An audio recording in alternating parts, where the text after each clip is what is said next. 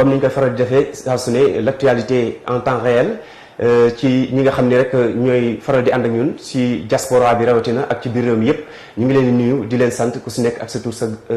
tur ak sa sant. ci loolu tey ñu ngi dalal ki nga xam ni mooy l'ancien ministre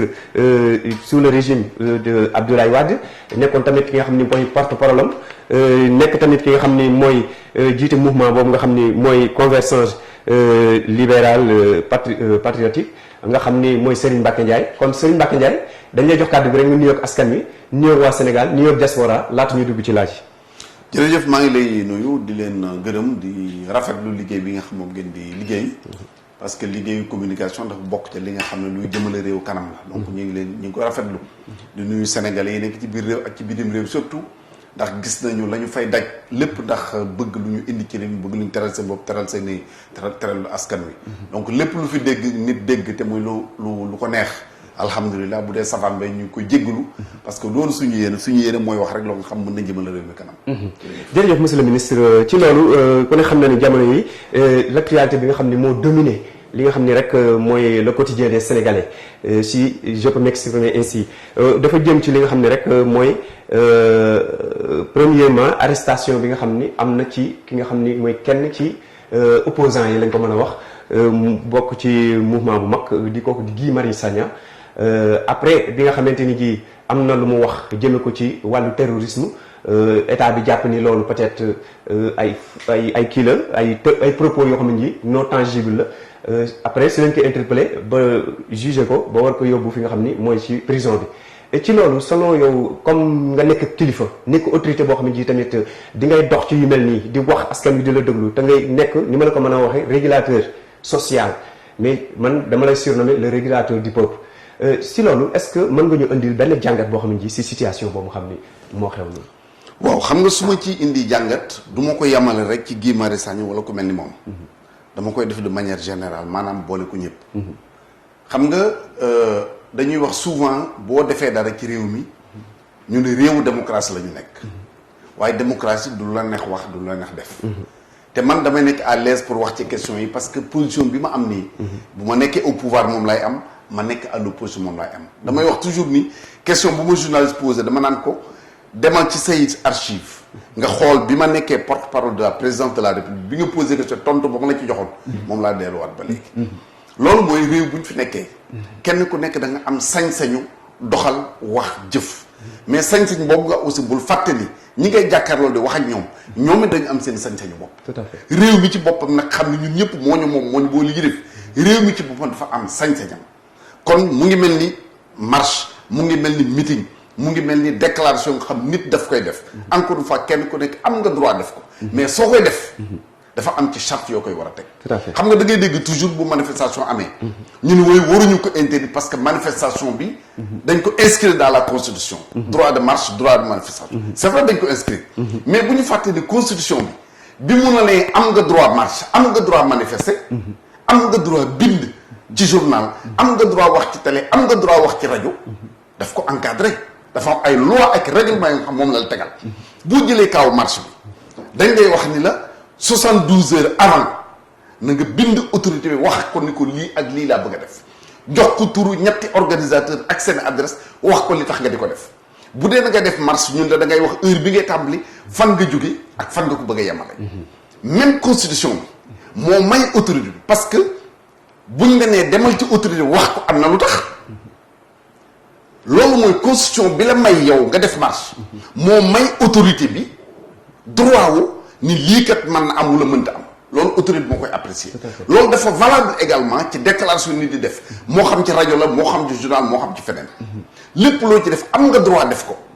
mais na nga ko def aussi dafa am foo am na foofu la loi bi tënk nga war fa yam te bu wàllu loi jeexee loolu lépp jeex dañu war a xam ne ay doomu aadama lañu dañu war a xam ne ay sénégalais lañu benn bopp kenn du ko xar ñaar réew mi ñun ñoo ko bokk bërki dem Ousmane Tanor Dieng génn na àdduna ñëpp fa tase lu baax lu nekk ñu waxal ko keneen ak keneen noonu donc ñu war a xam ni réew mi suñ ko bokkee kenn ku nekk am ci cër mais mën nga opposé wu mën nga bokk pouvoir mën nga bokk fa lu neex mais du tax nga wax lu ñu lay xeebe du tax nga wax lu ñu lay yebe maanaam Guy Marius Sagna moom nga tudd nag pour tudd juste benn parenthèse bu dëgg de dëgg xamuma ko man mais dégg naa ñu def benn portrait ci RFM ma fexe bi am numéro téléphone am woo ko pour gise koo waxtaan ak moom xam nga lu tax dama dégg ci biir waxam mu ni bu manifestation amee doomam dañ koy nëbb mu bañ a seetaan télévision ndax bañ a gis ni ñu toroxale baayam ni ñu def baayam. ok man en tant que père de famille mu am lu ma yëg ma sàkk woon bëgg gise ak moom pour waxtaan ak moom ci loolu parce que nit ki mën ngaa def loo bëgg a def mais da nga koy teg ci yoon ay opposants ngi fi ñoo nga xam ñoo gën a dangereux ñi ngay dégg yëpp kenn jàpp leen kenn tëju leen kenn defu leen procès parce que la ñuy def xëy na am na ci yoon wuñ ko teg woo nga xam ni même boo amoon yéene dal sa ko doo duñ la may buntu boo nga moom rek donc de manière générale loi bi lii la maye mais ñun ci suñu aada ak suñu cosaan am na lu ñu xam mooy yiw mais boo xoolee ku mel ni Madické Niang tey daanaka mun naa wax ni candidat yi nekk génn ci élection présidentielle boo ci mujj a ñëw pour nekk candidat c'est vrai ëpp ci ay voix mais dafa dugg ci xolu Sénégalais yi tout à fait ndax yar ak teggin ak fo ak jàmm ñun loolu la ñu xam Sénégal musuma gis ñu ne nañ ànd ak diw ndax dafa mën a xeex musuma dégg ñun nañ ànd ki ndax dafa mën a saaga non dañ naan nañ ànd ki ne dafa am yar dafa am teggin dafa yiw day sol lu yiw léeg-léeg sax jubóo si naan la gentleman la loolu la ñu xam donc encore une fois nañu rafetal soo mi duggee ko jabe tout à fait très bonne réponse de la part de ki nga xam ne mooy Serigne Mbacké Ndiaye alors Serigne Mbacké ba tey ci loolu est-ce que li nga xam ni dal na Guy Marius Sagna barke Demba Ndiaye tamit on a arrêté koo xamante ni ji kilifa la di journaliste bu mag di monsieur Adama Gaye mu nekk koo xamante ji également d'après les propos yi nga xam ni moom la posté ci page Facebook am offensé à chef de l'État mu porte ko préjudice ba tax tey ñu yóbbu ko fa la nga xam ni mooy Ndungu Siin si yow sa gis-gis est-ce que ay kilifa yoo xamante ni ji ñi ngi ci benn haut niveau bi ci réew mi est-ce que waruñu xoolaat tamit seen communication. mais absolument dañu war a xoolaat seen doxalin xoolaat seen waxin parce que Adama Gaye boobu nga wax ci bu ma sukkandiku ci li ñu wax ci presse bi te kenn weddiwu ko nee na am na post yu ñu def ci page Facebook am te du moom dañ ko piraté mais man su ma nekkoon place am ñu piraté la am lu ñu wax ci sa post immédiatement non seulement da nga koy démentir balay dara xew mais boo waree porter plainte jamono boobu ngay porter plainte contre X mais doo bàyyi ba ñu jël yóbbu la dig nga soog a wax ni du man donc bu fekkoon ne defoon na ko fa mu ko waroon def ci jamono ñu ko waroon defee kon am naa yaakaar ci ne li ci am li am du ci am encore une fois nit bu demee parce que nit bu amee sutura mag bu amee sutura moo ko may boppam nit ki dafay moytu loo nga xam ne non seulement danañ ko xase mais loo nga xam ne sa doom bu déggee nga wax ko mu ni sam papa wax lii boo toogee ak sa njaboot ñu teg ci télévision wala ci rajo wala fenn loo nga xam yaa ko wax sa doom xool la ne papa yow yaa wax lii je pense que kenn ku nekk war na ko moytu mais ñu xam ne nag réew mi ak lu coow mënti bari réew mi nag dafa am ci ay kenn yu mu tudd dafa am sécurité dafa am justice dafa am justice bu indépendante justice bu moom boppam la preuve ñii taxaw naa la justice moomul boppam justice bi amul indépendance mais léeg-léeg nga gis tribunal rendre benn verdict ñu génn tàccu ni oui vraiment justice bi def na liggéeyam am na benn kilifa boobu mag boo nga xam ne xamul ni juge bi libéré woon Jean-Paul Diaz le même juge moo placé woon sous mandat de dépôt Bamba Fall ñoom ñaar même juge lañ jaar kenn ki bi mu jëlee décision kilifa ko dafa génn tàccu ne enfin il y a des magistrats indépendants dans ce pays mu daaj keneen ki mu ni waxoon naa leen ni juge yi am ñu indépendant alors que c'est le même juge mieux xam nga Adama Gaye wax nga ne dafa porter plainte kon am na confiance ci justice Sénégal soo amul confiance ci justice doo porter plainte te muy man muy yow muy keneen kuñ ci tooñ da ngay dem police wala gendarmerie wala nga dem tribunal ça veut dire que am nañu confiance ci suñu autorité réew am nañ confiance ci justice bi mais li ci am solo rek mooy nañu delloo si xel yi parce que am na loo nga xam boo ko defee it ñi lay pousse gis nga affaire bi wàllu teen la daan naa ko wax suma xarit yi nga xam ni ñoo nekkoon biir PDS bi dossier Karim Wade bi éclaté ma ni leen toog leen ñu waxtaan nañu def ndànk nañu négocier ci seet naka la ñu régler problème mu Karim parce que yomb na trop boo taxawee ci média yi wax lu la neex saaga ku la neex yuuxu bu ngoon jotee nga reer ba suur naan atay uuf sa jabar fanaan nelaw ba bët set au même moment moom ma nga ca kaso ba tëdd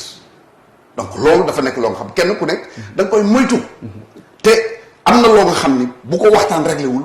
leneen du ko régler. Donc encore une fois vraiment nit ñi war a mën a dellu si ci dal. tout à fait ci problème Adama Gaye boobu ba léegi am na loo xamante ni ji am na lu ñu ciy laam-laamee parce que ku ko xam-xam ni am na loo xamante ji si wàllu expert ci wàllu spécialiste si suñ ko mën a waxee noonu ci wàllu pétrole moom yàlla may na ko ci est-ce que am na ñuy laam-laamee est-ce que du affaire pétrole bi moo tax am lu nëbbatu ci ginnaaw ñu bëgg ko lalal ay ndagg sërëx. mais est-ce que da ngeen yaakaar ni kuy politique. wala ku nekk nitu média lu la neex wax lu la neex def ah non ki nga xam ne amoo ku la défendre tey boo demee rëbës gii bari na fa ñoo nga xam ña nga fa tëdd te xëy na la ñu def ba ñu tëral leen fa mu gën a tuuti Adama Gaye wala keneen ku mel ni moom la mu def te nit ki am na tur c'est pas parce que nit ki day politique que bu defee dara kenn waru ko teg loxo buñ la tegee loxo ñëpp daal di jóg ñu woy pourquoi ñu di ko jàpp coowul pétrole moom dama bëgg ñu teg ko ci suuf xam nga lu tax procureur woote na ku ci am loo xam mais génne ko jóg teg ko ci table procureur boo ko mënul teg ci table procureur wooteel conférence de presse ñëpp topp nga ni man preuve yii laa am parce que wax naan su ma ko joxee preuve dugg ñu fenn ay waxu caaxaan la parce que encore fois wax naa ko léegi kuñ ci tooñ ci procureur ngay dem ku ñu jël sa alal ci procureur ngay dem ku am loo naqar ci procureur ngay dem kon bu dee ne da nga jàpp ni réew mi la ñu tooñ bul bañ a dem ci procureur donc ku ci nekk la nga am ci ay preuve bu la neexee sax def ko deux ñaari exemplaire jëlal bii jox ko procureur bii nga jël jox ko presse bi bu boobaa loolu kenn di mën nësën donc coowul pétrole nañ ñu ci dimbali may ñu jàmm ku ci mënul joxe preuve nga noppi ça veut dire que amuloo ci benn preuve te damay wax toujours il faut faire très attention te li may wax il y a 2 ans de cela ma def conférence de Café de Rome ni faites attention sur le pétrole brûle le gaz explose tout à fait te xam nañu ni lu wóor la ñuy wax bari na ñoo nga xam ne tey ñi ngi biir suñu réew mi bëgguñu lu dul taal réew bi pour mën a profiter ci pétrole bi fi am tubaab bi ñu bëggee jël pétrole bi nekk RDC Congo dañu taal Congo gars yi xeex ñuy exploité ñu ñëw li bi daaneel Kadhafi ba Kadhafi dee la ñu teg loxo ci pétrole bi en Libye jaar nañu Mali déstabiliser ko déstabiliser jusqu'au Nigeria en passant par le Togo le Bénin et j'en passe donc ñun ci suñu wàllu bopp ñoo war a xam ni am na loo xam dara jarul ci réew mi mais encore une fois que ñi koy jéem aussi ñu xam ne dañuy fekk en face ay nit yu déterminé xam li ñu jëm xam lan mooy sécurité te pare na nit pour def lépp lu yore pour aar réew mi. tout à fait loolu yaakaar naa am na solo comme réponse jëm ko ci li nga xam ne rek moo concerné woon ki nga xam ni mooy Guy Marius Sagna ak suñu confrère boobu nga xam ni mooy Adama Gaye ci problème boobu nga xam ni am na ko ci page Facebook am bi mu jotalee écart bi jubal ko ci njiitu réew mi est-ce que tamit ci loolu monsieur le ministre jotul tamit ki nga xam ni mooy njiitu réew mi ñu xam ni c'est pas n'importe qui ba sénégalais bu jóg lu la neex wax lu la neex bind jëme ko ci moom. mais loolu war a jeex ci réew mi. waaw loolu dafa war a dakk def nañ ko fi Abdou Diouf xëy na Senghor sax mu xawoon a mucc ci yooyu parce que booba média yi melul nii def nañ ko Abdou Diouf def nañ ko Ablaye Wade ñi ngi koy def Macky Sall c'est il est temps nag parce que Ablaye Wade sax mën nga di am na yenn yërmande yi mën na ko comme ni ko xale waxee suñu maam la suñu papa la. Abdou Diouf mu ngi woon ci beneen niveau. mais dafa jot ak régime bii fi nekk nii. ñu am un président sortant pour la première fois. dans l'histoire du Sénégal. parce que Senghor dafa démissionné woon. Abdou Diouf dañ ko gagné élection. Abdoulaye dañ ko gagné élection. Macky Sall moo gagné waat. te nekkul candidat ci élection yi di ñëw. kon li ñuy séntu ci moom. wax naa ko ci sa ay confrères bien avant muy prêter serment. li ñuy séntu ci moom muy teg dëkk bi ci yoon. loolu occasion nga may mooy def benn ouverture ci wàllu sécurité. non ñu ngi si ñëw. très bien d'accord ñu ngi si ñëw foofu la ñuy rebondir sax ñëw ci li nga xam ni moo xewoon fële ci Koupentoum. monsieur le ministre tey bu fekkee ni luy mel am na ba ñu gendarmerie bi tamit def na poursuite ba jot nañu information ni interpellé nañu 19 personnes dont 7 yoo xamante ni ji dañ leen impliqué directement sur la mort du feu commandant Tamsir Sané. alors loolu yow tey si côté sécurité bi tey boo si doon def benn njàngat si situation actuelle nii lan lay doon. xam nga malheureusement développement day ànd ak insécurité day ànd ak violence. malheureusement. parce que boo demee réew yi ëpp doole ci àdduna tey. jëlal le cas des États-Unis fa la violence ëpp fa la banditisme ëpp. parce que nit yi gën a am xarala. ngay toog fii ak say techniciens ak say caméraman chaque jour ngay seet nooy defal sa émission gën a baax. ñoom loolu la ñuy def tous les jours. ñu ngi xalaat guddeeg bëccëg di wut ay pexe di wut ay jumtukaay pour di mën a def ay ñaawteef. liñ ci mën a génne et malheureusement ci suñu réew yi jafe na fi mooy li ñu war a jiital mooy éducation par diine. damay joxe benn exemple États-Unis gi ma la wax nii chaque minute cambriolage am na chaque minute nga dem réew mu mel ni Arabie Saoudite nit teg or ci biti di ko jaay ñu ni allahu akbar mu bàyyi boutique ba noonu du ko tëj dem julli ji ñëwaat te kenn du ko laal diine moo ko waral donc nay diine l'islam nay beneen diine mais nit ki bu diine jëkkee ci sa dënn am na lu bari loo xam mën nga ci mucc mais en attendant tout ça dañoo war a jël ay mesures c'est vrai li ñu wax moyen wu état bi doyul mais war nañu renforcer moyen wu police moyen wu gendarmerie mais aussi population bi dañuy war a bokk ci loolu moo tax may rafetlu parce que gis naa benn jeune un cadre sénégalais bu créer benn logiciel benn affaire boo nga xam ni day permettre sénégalais bi foo mënti nekk ci biir réew mi ci sa portable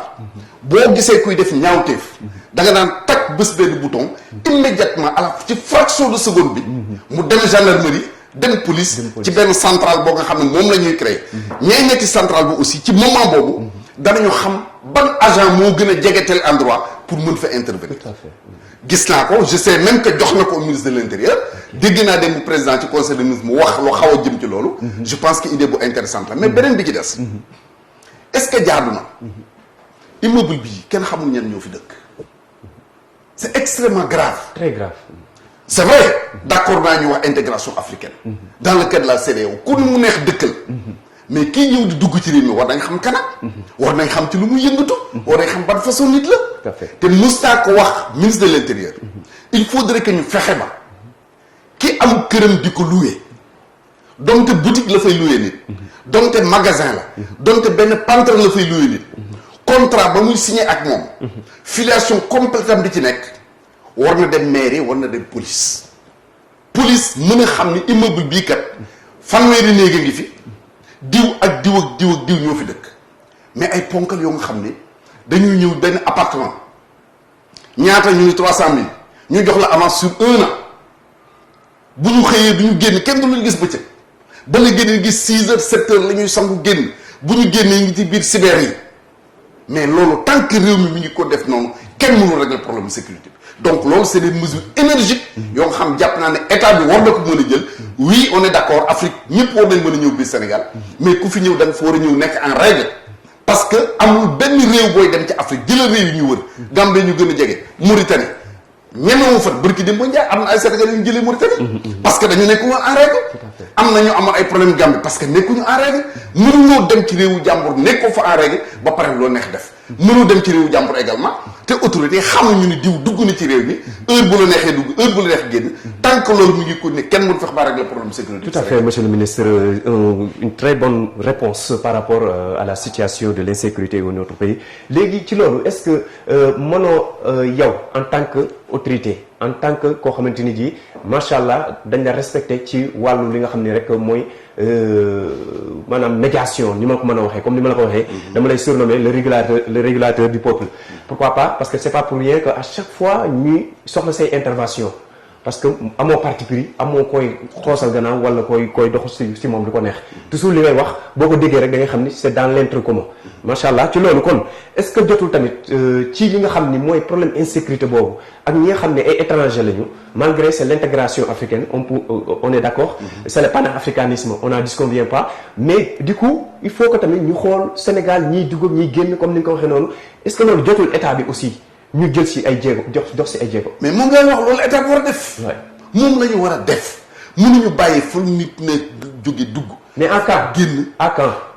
mais dañ loolu du lu war a xaar. non seulement war nañ ko def bu yàgg defuñu ko ba léegi. voilà am na man ci sama jëmmi bopp. dinaa ci doxaat ay jéego wax naa la ni mës naa ko wax ministre de l'intérieur du woon Aliou bi rek c'est notre ministre de l'intérieur mës naa ko wax mais dinaa ci doxaat jéego dinaa ci wax danaa ci def est-ce que danañ ko def folo duñ ko def j'en sais rien mais en tout cas ci loolu lañ war a jublu parce que tant que réglé wuñu question yooyu mënuñu fexe ba sécurité am ci dëkk bi te gis nga jamais du ma nit kuy joxoñ baaraamu tuuma benn xeet wala benn askan mais saa boo gisee délit am boo xoolee groupe ba ka koy jiite ñaare dëkkul ci réew mi tout à fait boo gisee jaayoo ñu doog bari ci réew mi en général ña koy jiite wala ña ko fi indi dëkkuñu ci réew mi dañu am nag ay complices yoo nga xam ñu nekk ci biir réew donc jot na véritablement pour que état bi nag mën a taper sur la table que loolu dakk mais dama lay wax encore une fois tant que yaa ngi dugg ci koñ yi fekk kër yi ay nit fees fa dayo te xamoo fan la ñu jóge xamoo ku dëkk ci appartement ak ku fa dëkkul tant que loolu mu ngi ko ni di am njaaxum di am ci réew tout à fait leneen li ci des il faut ñu dolli ko ci mooy insécurité dafa am lu muy àndal dafa ànd ak lëndëm il faudrait également que effort yi gouvernement bi def jëmee ko ci wàllu électrification surtout ñu yokk ko dëkk bi gën a leer muy dëkk bi muy ci àll bi mu gën a leer bu ko defee ñu renforcer les moyens yi nga xam ne bu ñu waxee rek ay moyens du rek nombre de policiers ou bien nombre de gendarmes parce que jamono bi toll na foo nga xam ne tey mais war nga mën a toog fii ci sa bureau di surveiller toutes les rues de Dakar foofu lay waxee di surveiller toutes les rues de Dakar ay moyens la yoo nga xam ne technologie maye na ko je pense qu'il faut que de plus en plus état bi mën a jublu ci loolu. merci monsieur le ministre ci côté li nga xam ne mooy suñu gendarmerie nationale et idem la police boo xoolee ci problème bi am fële ak Koupentoum en si peu de temps fex nañu ba saisir ñi nga xam ni peut-être bon am nañu 7 personnes yoo xam ne ji c'est sûr et certain il faisait partie des SAIA. Bon est-ce que yow ci côté loolu on dit chapeau bas à notre gendarmerie nationale et idem à notre armée nationale boo amoon benn mot boo xam ne ji da nga koy jëmale à l'endroit de notre armée nationale plus particulièrement la gendarmerie lan la doon. xam nga du tey laa ko jëkk a wax le ministre de l'Intérieur Abdoulaye Daouda Diallo convoqué na tous les partis politiques à l'hôtel Ngor Diarra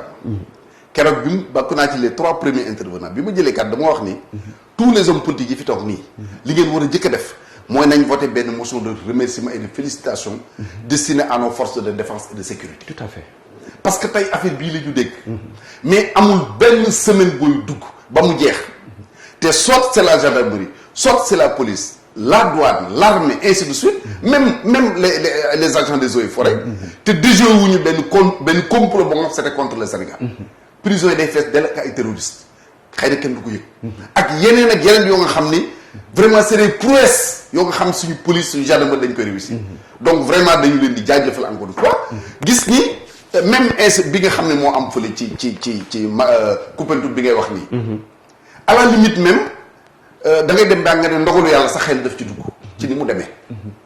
parce que bu ma suivre récit bi ni ñu ko dettalee bandi yi bi ñu ñëwee am na ku ñu jëkk a tiré benn vigile am na keneen ku ñu gaañ mu daw dem gendarmerie bi mu ñëwee ci la gendarmerie daw intervenir mais waa ji mooy wax ni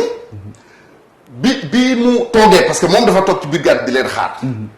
benn gendarme moo daw dellu si ni sortez les armes gaañ nañu commandant su ma déggee bu baax li nga xam ne moom la waaj daf mel ni ba ñu jëkk a dem di songi wuyu yóbbuwuñu arme bi ñu la touché commandant bi lañ soog a dellu si jël ay arme moo tax man xëy na dafa nekk ndogalu yàlla comme ni ñu wax nit ki fu sa bakkan nekk da nga fay dem mais du tere vraiment ñu yokk vigilance bi voilà tout à fait merci kon ci loolu ñu dellu si ci li nga xam ni tamit bokk na ci actualité bi dominé li nga xam ni rek mooy ci kii sénégalais quotidien sénégalais yi mu jëm ci li nga xam ni mooy après la mort du ndem si yàlla ci Ousmane Tanor Dieng nekkoon jiitu parti socialiste ginnaaw ba mu génnee àdduna ay fan yu néew daanaka nemmeeku nañu ay coow seen biir kan moo ko war a wutu ci loolu ñu ni Aminata Mbengue Ndiaye ci côté xalifiste yi tamit ñu ni Khalifa Sall moo gën a jege pour wutu ko yow tey boo doon def benn jàngat si position boobu nga xam ni positionnement boo xam ne am na ci kan moo war a hérité ki nga xam ni mooy ndem si yàlla Ousmane Tanor Dieng si bopp parti socialiste. waaw xam nga loolu du yomb pour ma di ci wax parce que këru jàmbur moom këru jàmbur la xëy na li may ñaan rek mooy nañ fexe booloo nekk benn parce que dafa am ñoo nga xam ne au Sénégal waruñu disparaître la famille socialiste c'est l'héritage de Senghor la famille libérale c'est l'héritage de Abdoulaye Wade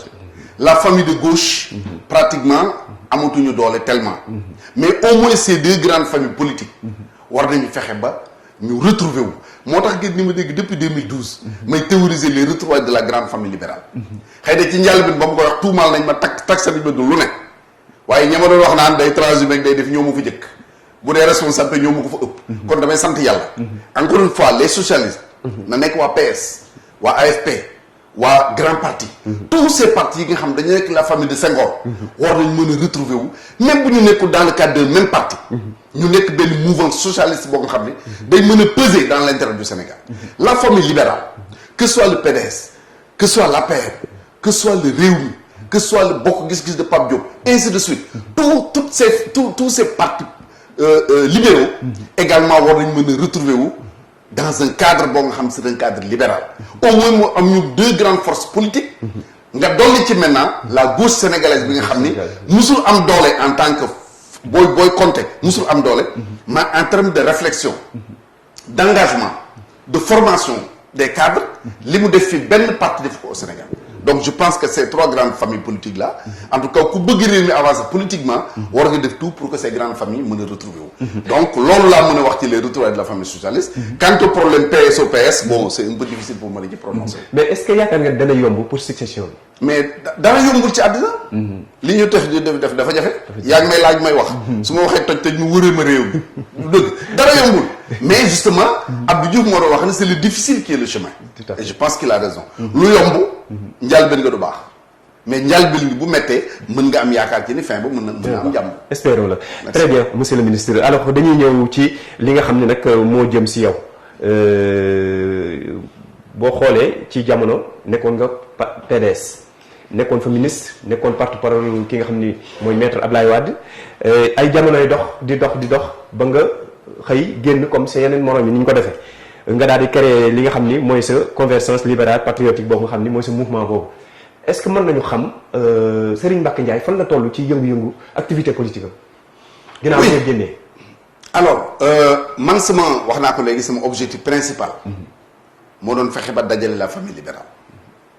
te le parti là que nous avons créé convergence libérale et patriotique li ko gënoon tax a jóg mooy loolu c'est pas en tant que parti rek ngay dem noonu loolu moo ko taxoon jóg loolu aussi yàlla mu ñu ci sutural ñu di def ay jéego yu am solo mais olof dañuy wax ne mbaam du jur ci ja mooy marché donc bu fekkee ne da ngay dox loo nga xam luy jubale ay nit la du looy wax ci mbedd du looy damoo du looy tëgg ndëpp de sorte que tey fi ñu toog di wax nii xëy na abordé woon même question bi ñi ngi nekk pleinement dans le cadre du dialogue politique tous les mardis et jeudis de 9h à 13h ñu ngi hôtel Ngor Diarama autour du général Niang moi je suis là-bas en tant que représentant du président de la République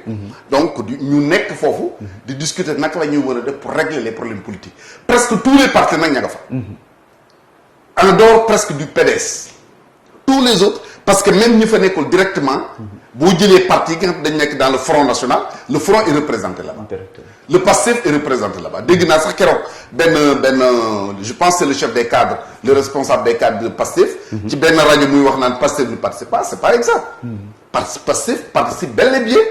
à toutes les réunions tey rek la ñu ñuul sinon à toutes les réunions ñun ñooy bokk yendu ñooy defa nu lépp am na c'est tous les jeudis et mardis de 9h à 13h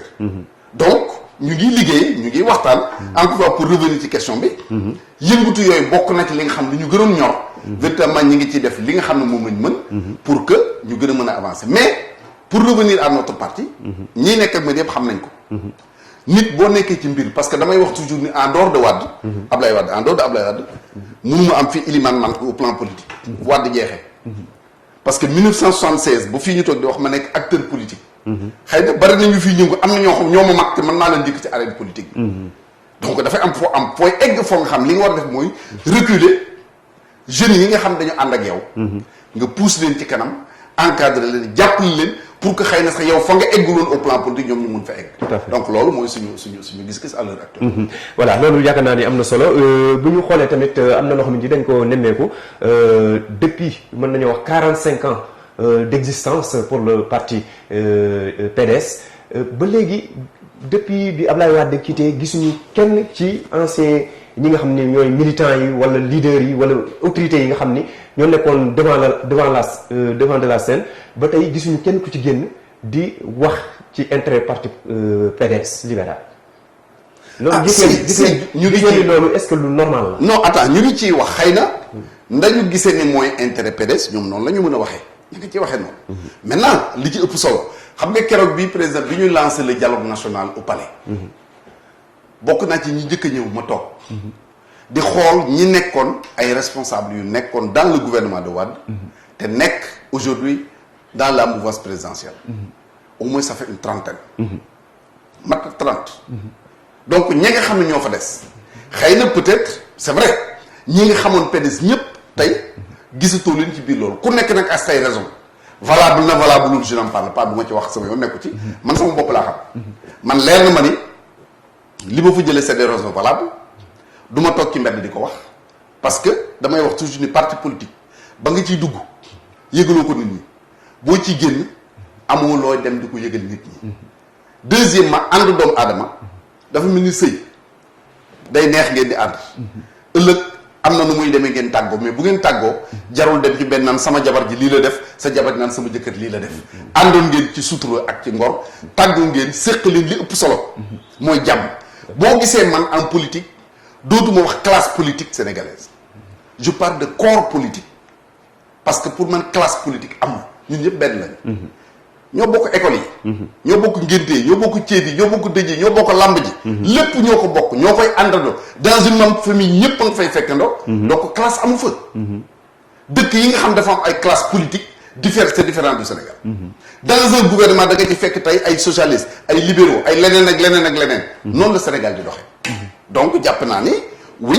am nañu fa nekk ña ngay défendre seen position comme nañ ko gisee bon xëy na mun naa ci bañ a d'accord ak ñoom mais comme seen yëfu bopp la bon dama koy éviter di ko commenter deuxième chose wax naa leen du ma commenter jamais une position de Wade tout à fait ànd ci bañ ci ànd baax na baaxul du ma ko commenter ci loolu est-ce que yaa ngi déggante ak moom waaw gëj naa ko dégg gëj ngeen dégg waaw gëj nañ dégg ah pourquoi mooy li ma la wax di xam nga góor gi nag man dama ko xam léeg-léeg gars yi ni ma mais yow paa yi ñëwal seet si ko man leen bu ma soxlaa rek ma dem bu ma soxlaa bu 8 heures bu ma di dama la soxla balay 8 heures 5 dina ma gis mais doo jëkke sax saa nga ni woo ko téléphone saafonteeg moom wala aju siyaare ko non parce que xam naa ko bu baax xam na ma Wade li ñu nekkee musuma jox instruction te musuma def lu ko neexul jamais je connais l'homme te nit ki nag da nga koy xam sa bopp. kon da nga koy ragal a woo mu am nu mu demee seen diggante. man daal du ma ko góor gi daal sama góor la. on partage beaucoup de choses. même au plan familial. parce que moom ci boppam yéex na xam loolu. waajuram bu góor Mor Talla Wade bi mu wàccee Kébémer. sama kër maam bi jur sama bàyyi fa la wàcc. tey àddina am na nu mu doon demee. samay nopp. sama bàjjen jur ko moom. parce que. bon yeneen affaire la voilà c'est une longue histoire. voilà c'est une longue histoire. mais ci loolu mën nañu xam depuis combien de temps à peu près des mois des années. oh je ne sais pas vraiment je ne sais pas. ah bon je ne sais pas franchement. ah bon à l'infini donc. li wóor daal mooy maa ko bu ñu bind lettre. def ko monsieur le secrétaire général et cher cousin. ça date quand. ça fait quelques mois. waaw wax ko ci yu bëri nag. donc xam na sama diggante la ak moom. tout à fait voilà. ok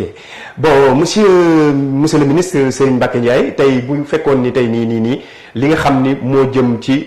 maanaam sa digganteeg président de la république muy son excellence Macky Sall wax nga ni sànq sa biir wax daf lay délégué chaque jeudi et mardi réunion boo xam ni da ngeen daje ak li nga xam ni mooy autre yenn maanaam ñi jiite yenn mbootaay politique yi pour ngeen xool luy gën a doxal réew mi est-ce que mën nañ jàpp da ngay liggéeyal président. mais absolument c'est-à-dire délégation lañ de 20 personnes. tous les mardis et tous les jeudis. mais damay liggéeyal président. dama koy soxla lu jëm ci réew mi woo ko ni ko lii ak lii dafa may soxla lu jëm ci réew mi ni ma lii ak lii. damay am sama gis-gis ma bind ko ni ko président lii ak lii. dafay am lu ma bëgg sant woo ma sant ma ko ni ma lii ak lii. donc vraiment damay liggéey ak moom. effectivement. d'accord kon ba duggagoo ci biir APR. pourquoi nga ne mbaa duggagoo APR dafa bon. non baa du gogo parce que attention ce mouvement non attends non c'est une question antérieure c'est pourquoi je vous ai posé une question baa xam nga su ma la noonu ndax dugg nga dama ne baa dugg nga. non attends xam nga ndax dugg nga. waaw xam nga wax dafa am ay nuances. ndax dugg nga ak dugg nga du benn. déedéet ndax dugg nga. bokkul ak mbaa duggagoo. waaw mbaa duggagoo da nga koy wax nit ki loo bañ mu def ko. boo déggul wolof boo ba jàngale wolof ci loolu. waaw mbaa duggagoo. ah mbaa demu leen bàyyi ma mbaa añu leen bàyyi ma. mbaa joxoo xale yi bàyyi ma. loolu mooy mbaa. donc APR. PDS feneen ak feneen. c'est-à-dire que amul parti booy jël. ni ay nit yu baax a fa ne wala nit yu bon a fa nekk. wax naa la ko léegi c'est un corps politique. ñoo bokk daara yi. ñoo bokk mbokk gi. ñoo bokk équipe de football yi. keroog bi Sénégal liggéey équipe nationale ñu fi da nga xamee ku bokk ci parti politique. lamb ji bërki de bi Modou Lo di bëri da nga xamee ku bokk parti politique. ñoo bokk lépp. donc ñu baax nga fa xëy na ñu mel ne nga fa du ma wax sax ku bon mais koo wutal gis-gis noonu laa koy waxee dans tous les partis mais encore une fois je ne suis pas à l'APR je ne suis pas à l'APR maa ngi dans la mouvance présidentielle mais je dirige mon parti qui s'appelle la Convergence libérale et patriotique mais du yàq dara sa mouvance. mais non pas du tout au contraire daf koy dooleel mais du ko yàq mais du ko yàq tout à fait voilà monsieur le ministre kon xam naa li ñu jagle woon ci waxtu wi ñu ngi signalé ni daanaka mi ngi dem jeex tey si tàggatooy jàmm boo amul looy dénk askanu Sénégal di ko dénk ñi lay seet yi nga xam ni ñoo nekk ci diaspora bi ak ñi ci biir réew mi gox-goxaan yi lan lay doon. li muy doon mooy kàddu jàmm kàddu dal yàlla sutural nañu Sénégal toll na foo nga xam ne tey le monde entier ñoo ko soxla pendant la campagne électorale présidentielle bi jàll dem naa ci ay réew yu bari doon fa représenté ji le candidat Macky Sall la ma leen di wax moom laa doon waxaat nii moom laay waxaat nii du yàgg diir bu gàtt 2021 22 23 ku ci yàlla yóbbu fu doomu Sénégal nekk ci àddina di nga ñibbisi pour jàpp si ci développement wu réew mi moo bële passé président dafa convoqué benn réunion fële ci centre conférence Abdou Diouf ñuy wax ci mbirum pétrole ma gis ay doomu Sénégal yoo xam fu nekk lañ jóge dans le monde fayal seen passe ñu jël seen hôtel ñëw participer ci travaux yi pour wane ni réew mi bu ñu koy defar kenn ëppale wuñ ci donc nañu xam ni réewum Sénégal la ñëpp a ko bokk te ku bëgg a remplacer un président da ngay ñaan yàlla remplacer ko ci réew muy dox mais doo ñëw di ko remplacer ci réew muy tàkk moo tax may rafetlu taxawaay bi nga xam ni gis naa ci opposition bi des leaders yoo nga xam ne bu la neexoon comme ni ko xale waxee xëpp ci cas bi prends le cas de Pape Diop Madické Niang wax naa ko léegi Malick Gakou wax naa ko Idrissa Seck wax naa ko Hadjibou Soumaré même Khalifa Sall qui est en prison Issa Sall et tant d'autres yoo nga xam dañu am ci réew mi c'est vrai dañuy opposé au régime mais dañu am une position patriotique boo nga xam ñii daf la wóor ni lu jëmale Sénégal kanam moo tax loolu nag je pense que ñëpp dañ leen war a fekk parce que askan wi nag